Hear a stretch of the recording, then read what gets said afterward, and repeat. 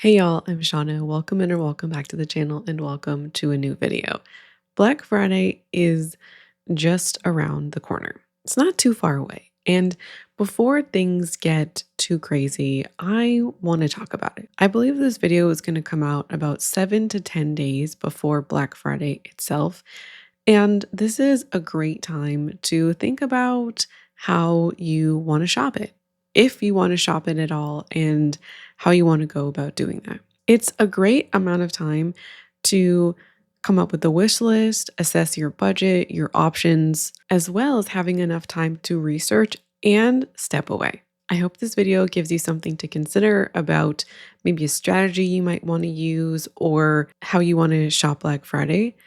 I think ultimately this video is really a take what is relevant or what may work for you and discard the rest. And so if you're somebody who might have a history of impulse buying or overspending, this video I hope is for you.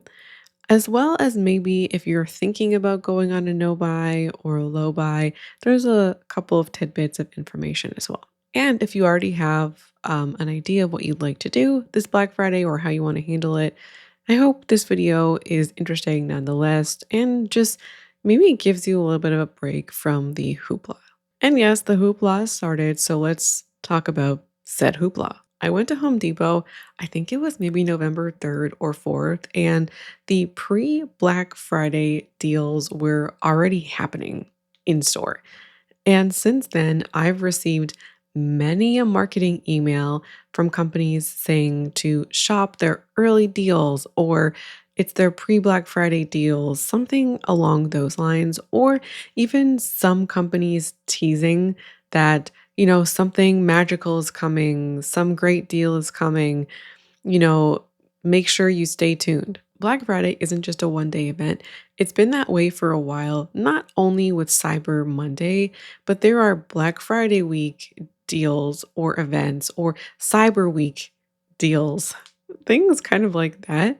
And there are some companies that are running month-long deals or increasing deals. And over the past several years, it's just become prolonged, longer and longer. And this idea of the pre Black Friday sale is increasingly common as well. Not only that, but if you're on socials or you're following specific people, there are so many videos on what's coming, like what deals might look like in specific niches or for specific stores. And also, there's a colossal uptick in sponsorships in November and December.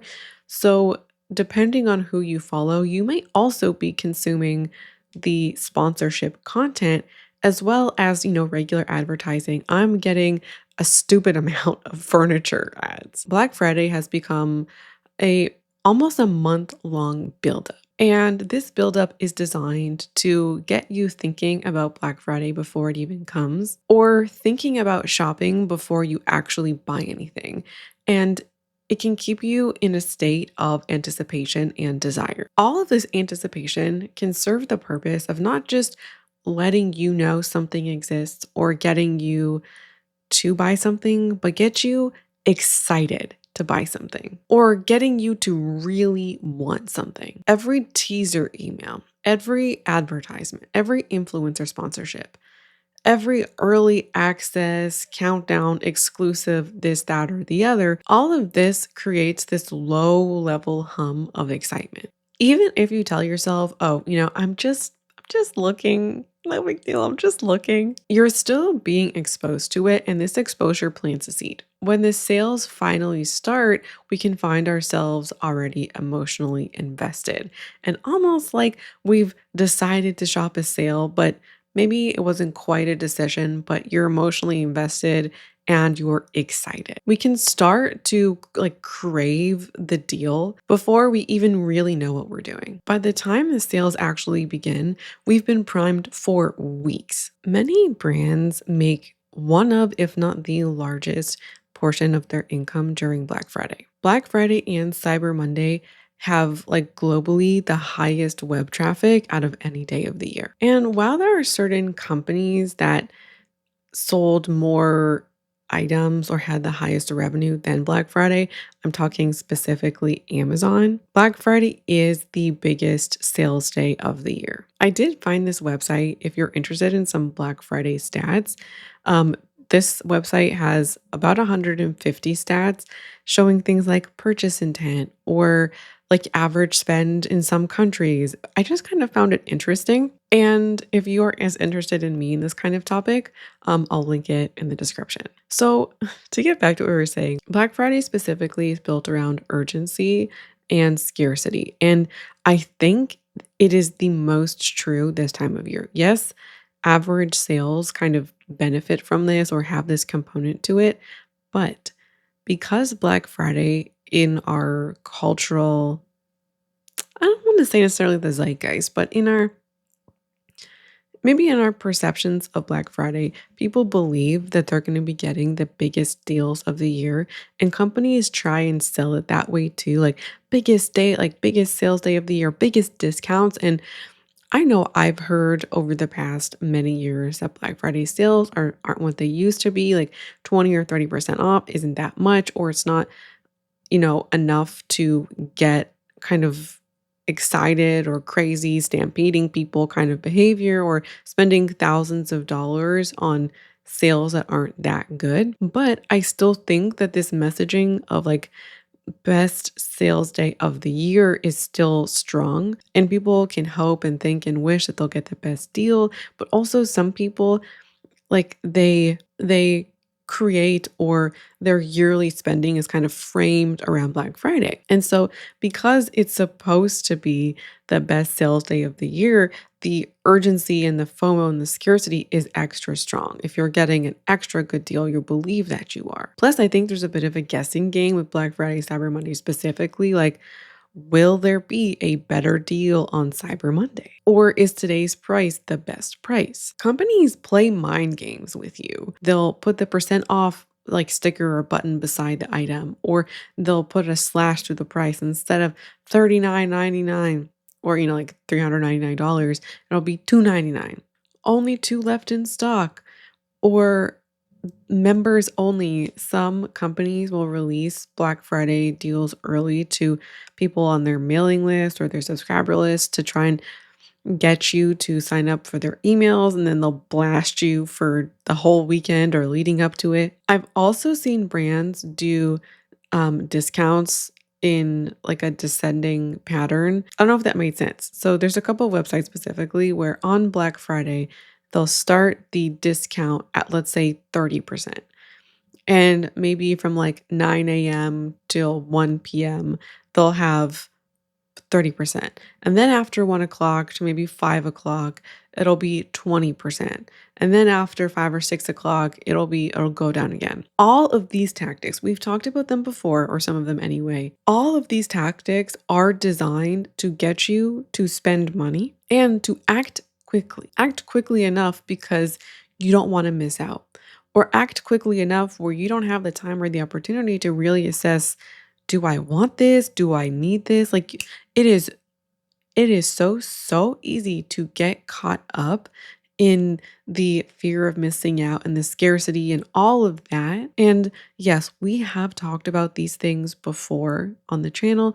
I think it's just nice to be reminded that these are sales tactics designed to get us to spend money, to get us to spend it as quickly as possible and as thoughtlessly as possible, and to spend as much as possible. This plays into loss aversion because our brains are wired to hate missing out more than we like saving money. That's why the fear of missing a deal feels way stronger than the satisfaction of saving 20 bucks. And then there is the pleasure of it all.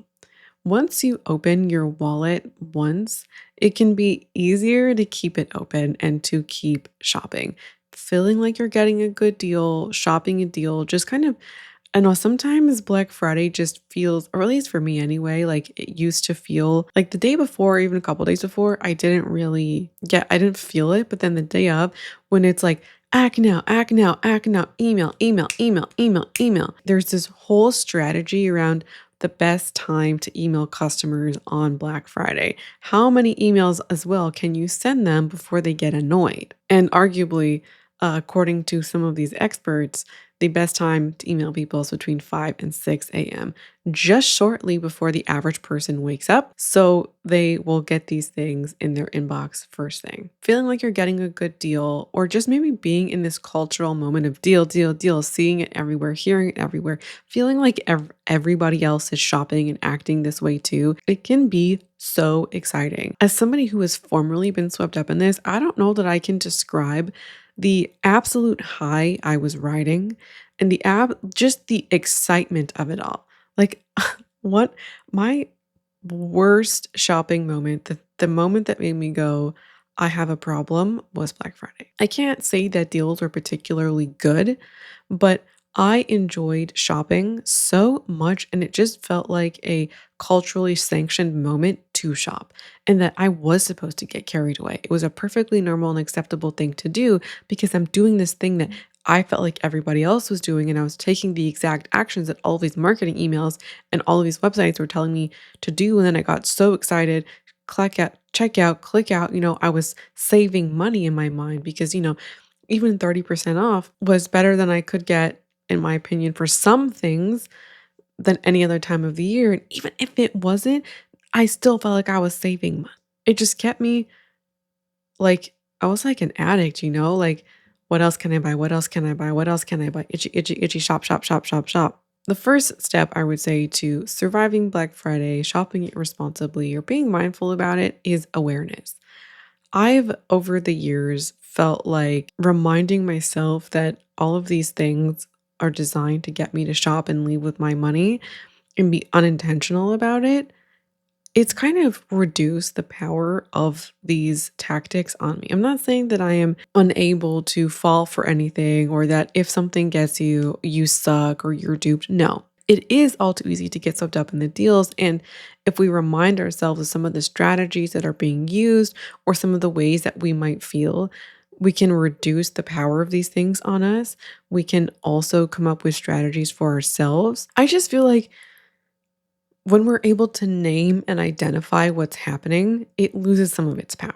I also think, just kind of lastly on this, that it's worth mentioning just yes, there's the advertising component of it as well, but there's also the social media component that I think helps to drum up this excitement and create a feeling like everybody's doing it or like there is a cultural moment of Black Friday that can allow us to, or maybe we can come to expect that we will shop it. And as being in the beauty community for many years, every year I see people make their videos about like who's having the best deals and like what each website is going to have. Like they'll talk about, let's say, Natasha Denona is going to have 30% off. Ulta is going to have 20% off. This place is going to have this percent off. And then some videos will be dedicated to, say, Sephora and Ulta, some of the big players in the US. They'll go through their sales catalogs because sometimes they'll have special deals and they'll go through each item. All of this drums up excitement.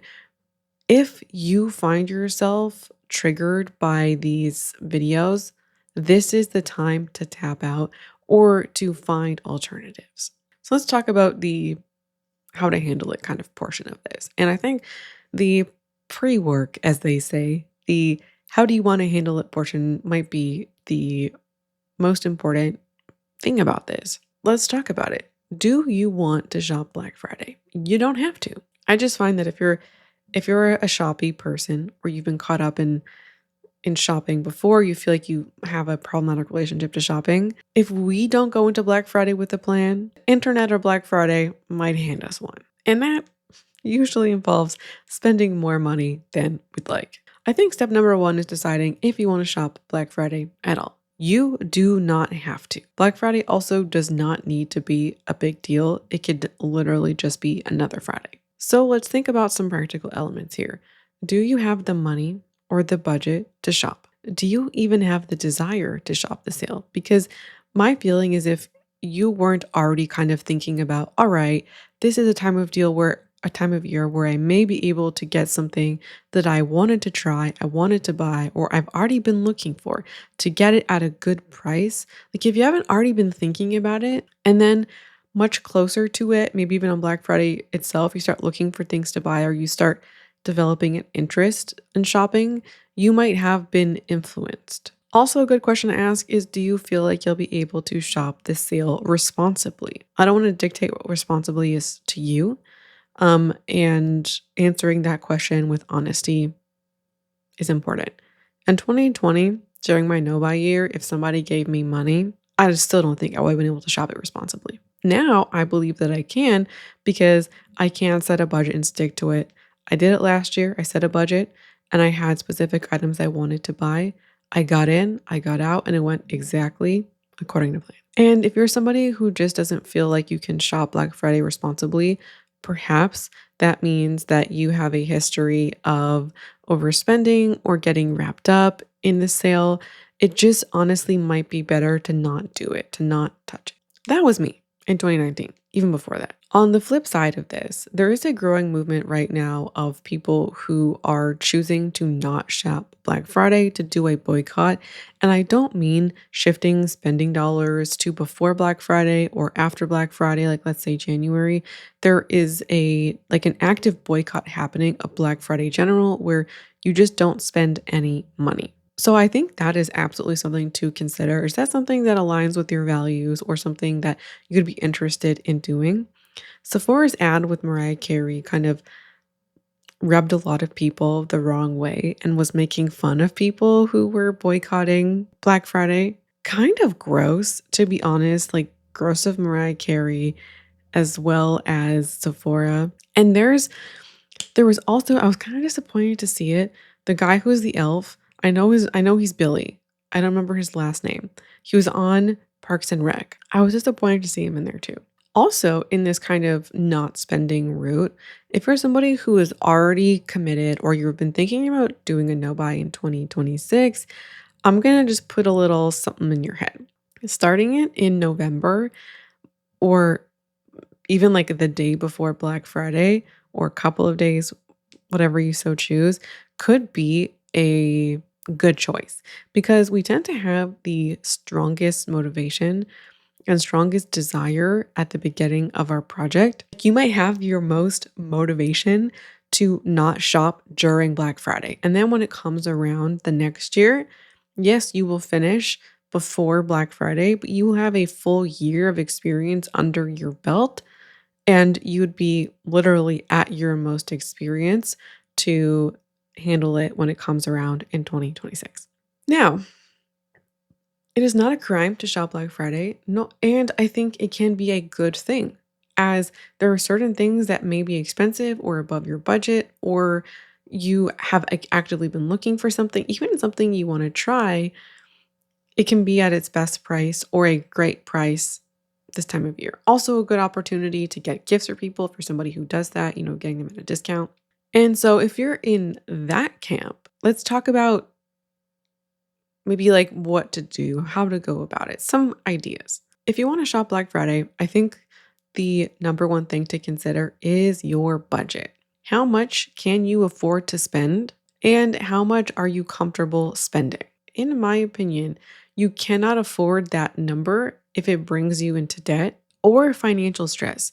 There are some products that one may buy during this sale season that are perhaps outliers that it may make sense to go on credit for, but those are not generally things on Amazon or Sephora or Target. But generally speaking, it should not put you into debt or financial stress. Let's now make a list of the items that we're considering getting. You can do this in one of two ways. You can just make a general list and then you can label things as wants or needs from there, or you can create two columns, one wants, one needs. I did this as a general list first because I was just what am I thinking? What's coming to mind first? I did have a small list going on my phone. You can do this on your phone, Notion, piece of paper, whatever you like.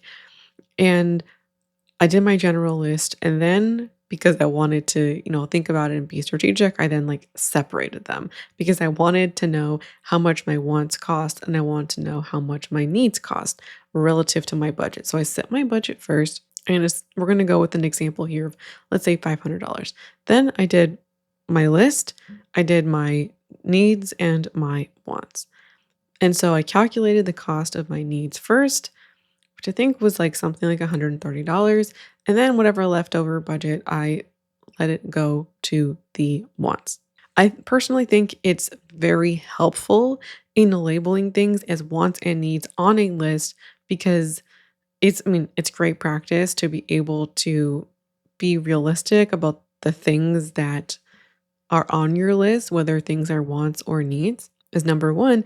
And number two, I think it kind of helps set a bit of a priority, prioritizing the needs first. Maybe you only have money for some of your needs or all of your needs, and you don't even get to go into the want category. That is normal. Just want to say that. If that's your situation and you don't get to have some fun with the wants, that's okay. So once you have your list, I would price out the items. Let's say you have a moisturizer on your list or a vacuum. Actually go out and price out the things that you're looking for with tax, uh, so you get the full amount. And then from there is when you can do some finessing. And this is also what I think is a great asset of doing this early is researching and waiting. And I think about things depending on the item. I'll think about things like how often do I think I would use it? If it's maybe something like a clothing item, do I think I could see myself wearing this 100 times? How long would it take me to get to 100 times? Do I have something I could use already? Could I live without this item? I also, before I think this list thing should happen without going online, without going and doing anything specifically. So writing down your items first, and then you can go online and price out. Let's say you want a vacuum. Who remembers like 2 weeks, 3 weeks ago where I was obsessed with the vacuum? The vacuum is still in my mind. I don't know why. So you put in a vacuum on your list, then you can go and you can price out the vacuum. I think it's important to do the general list, like without outside influence, without finding extra things that you might want or might tickle your fancy. It is okay to have wants on your list or things even that maybe you saw somewhere. Maybe you want to get some new headphones, or you've had your eye on this purse, or you saw this eyeshadow that had great reviews, or whatever it is. It's okay to want wants, or seeing something somewhere and you go, "Oh, I think that would be great," or "I think I would like that." That is different than starting to go on websites, looking for things to want, or seeing things you like and immediately just buying them. So if something does happen to catch your eye, something new, something you haven't considered before, you may put it on your list, but you now have like a week or so to think about it. And I also think it is something to consider is, what is my protocol going to be if I find something that I like but it's not on my list? How am I going to handle that? In my example here, I'm looking at it on the screen and there's a mini budget or like a total of each. I also put it like in brackets how long I wanted this thing. And that kind of helps me make some assessments about, is this a impulse? Everything besides the tea has been on my wish list for at least a month. There's some things like you're going to see a sweatshirt. I've been actively looking for a sweatshirt for longer than 2 months, but there is one specifically that I have been looking at and have had in a cart for 2 months. I found this exercise extremely helpful because I don't know if you're like me, but sometimes I can be like, okay, I want a black pair of flats, or I want some underwear, or I want this, or I want that, or I would think it would be great or nice. And I calculate things individually. Oh, I think that's $50. I think that's $60. I think that's $30. And you go 30, 60, and I'm thinking about things individually. When I put them all together, the wants item or wants total was like $600. Would not have mentally put those things together as being $600. This is exactly how you end up spending more money than you anticipated, is if instead of making this list, which I'm looking at again, which has 10 different things on it, if I were to just go out and just buy these things, I would basically be letting the items tell me what my budget is or how much I'm spending instead of the other way around. This is exactly what I used to do. I would come up with things that I wanted, or sometimes just start looking for things to want. I would just buy them, not realize how much money I was spending. And then, as I was mentioning earlier, I was the kind of person where one purchase would lead to another, and I'd get so excited and look at more things that I wanted. And this is how you spend six, seven, 800, 900 thousands of dollars without realizing it. And so this is the part that this like wish list part is a part that I kind of enjoy now, where I get to prioritize what I want most or what I need most, what I can afford, what I think, might go the longest way. So on my specific list, let's go to the wants. Black flats have been on my list for a while, but they're not going to be a priority this year. Before making this list, I felt maybe like an 80-degree certainty, or 80% certainty that I would buy them. When looking at how much I would like to spend and when looking at other items, I've gone, yeah, I'm not going to be wearing black flats in the winter. They might be at the best price now, but I don't need them right now. And there are other things that are more important that might have more utility, that might go a longer way or make that bigger difference or impact than a black pair of flats that will literally sit in my closet for the next 4 months, 5 months. I have a high priority item or two high priority items for me. One is a face powder. I'm so close to finishing. I actually don't think I'm going to be able to wait till Black Friday.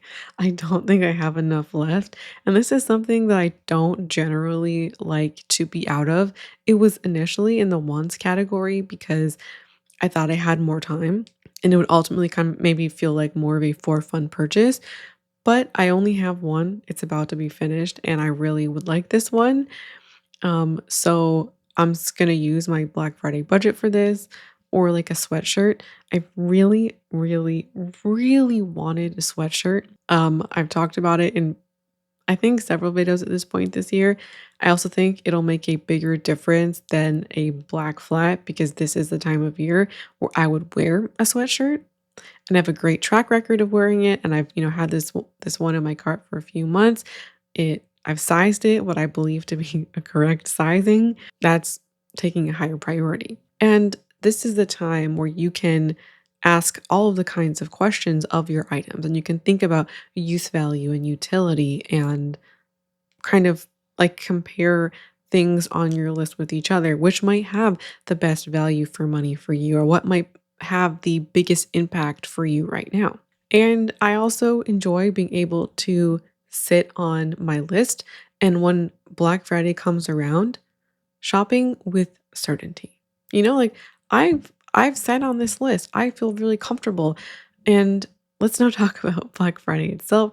And I think this is also a time to talk about what I'm calling like building your Black Friday toolkit.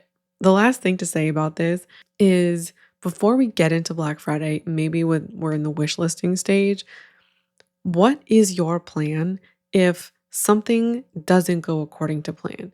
As in, what if something is cheaper than you thought, more expensive than you thought, or out of stock? What are you going to do? I think this kind of goes into is your budget firm or soft? So, firm would be you are spending no more than $500 was the example I gave. You're spending no more than $500 and going a penny over is unacceptable.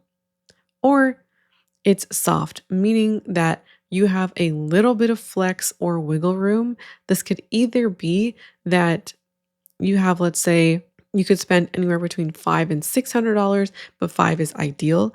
Or you have a wiggle room, and let's say you end up adding everything together and you see it's going to be $517. You are okay with having a little bit of cushion. Let's now talk about Black Friday itself, how to go about it and how to handle it. I think it's the best to give ourselves a game plan for shopping and potentially a hard stop time as well. So, if you are going to shop, picking specifically when you're going to shop and be specific. When I was doing some reading, I found that people who went into Black Friday shopping with a plan, as in, I'm going to shop at 7 a.m., hypothetically, I'm going to get in, get out, get these 5 things, and cut it off. Those are the people who stuck to their plan the best. The clearer the plan, the better people stuck to it. So maybe you'll shop when you get home from work. Maybe you'll create your carts the night before the sales and before the temptation. And then in the morning, it's all kind of set up for you. You check out, check out, check out, get in, get out, boom, bing, bang, boom. Also, decide when you're done shopping if you're going to do that, get in, get out. If you see another deal pop up later, will you shop?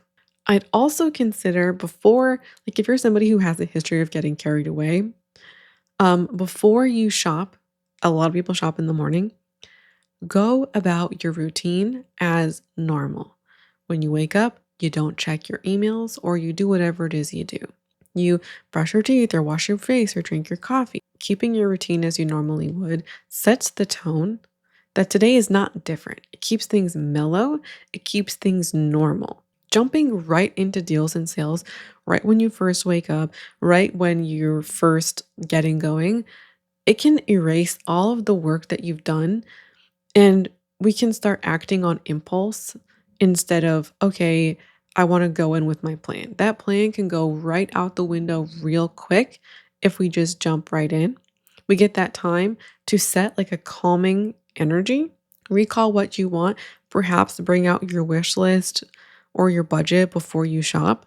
And you're not kickstarting with excitement and energy before you've even logged on anywhere. I think if you're coming in with anticipation and excitement, it's harder to follow the plan and to make grounded decisions. I would argue as well, do not window shop. Do not start looking at what else to buy. Like, let's say you are interested in buying the vacuum. I'm sorry, it's still on my mind.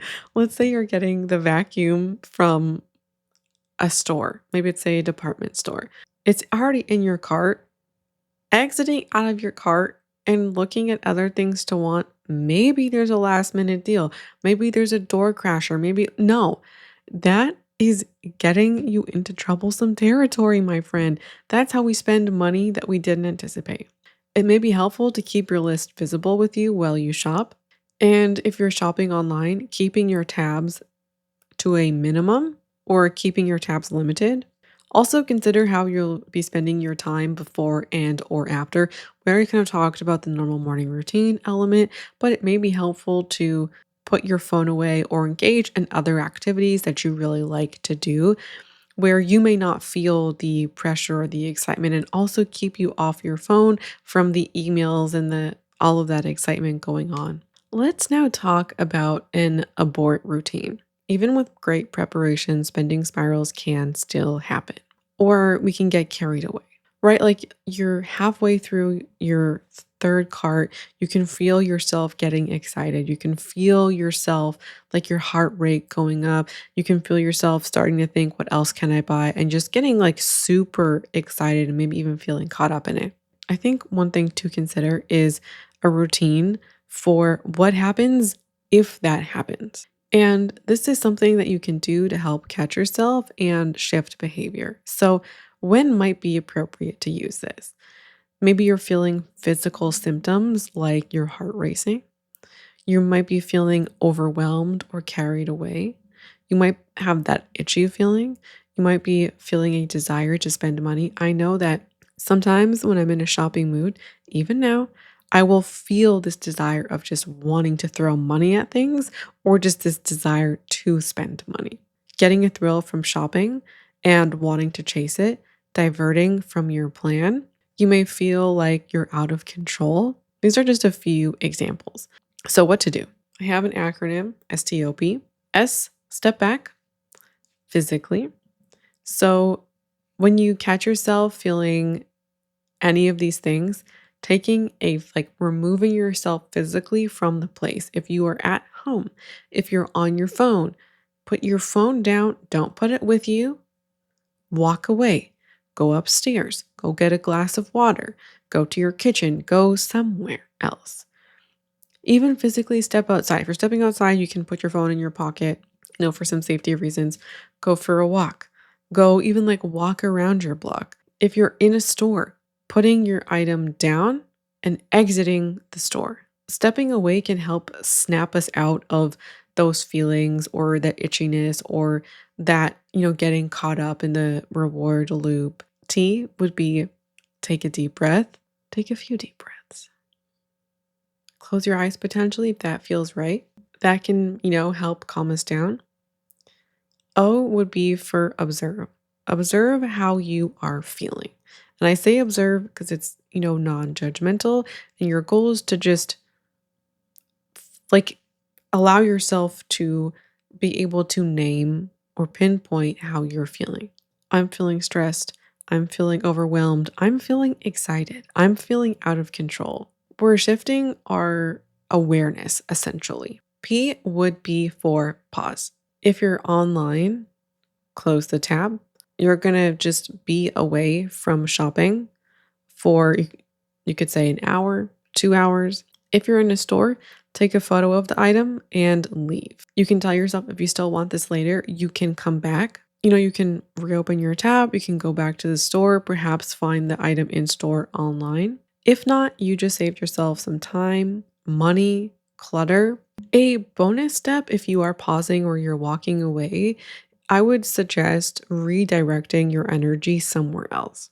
If you are feeling a bit of a high, or like a bit of a rush, something that may help you redirect that elsewhere or help you come down appropriately, or redirecting that energy. You could talk to a friend, go for a walk, watch a beloved show, do a small task perhaps you've been putting off, cuddle up with your pet or your child at home, something that might make you feel grounded. Journaling about it or writing about it very quickly, and I'm not saying you have to write a full page on it, a couple of sentences may also be helpful.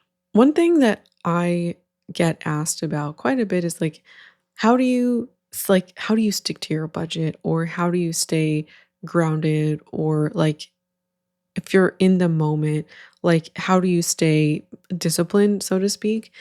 And I personally feel like in the moment is not the place to focus on.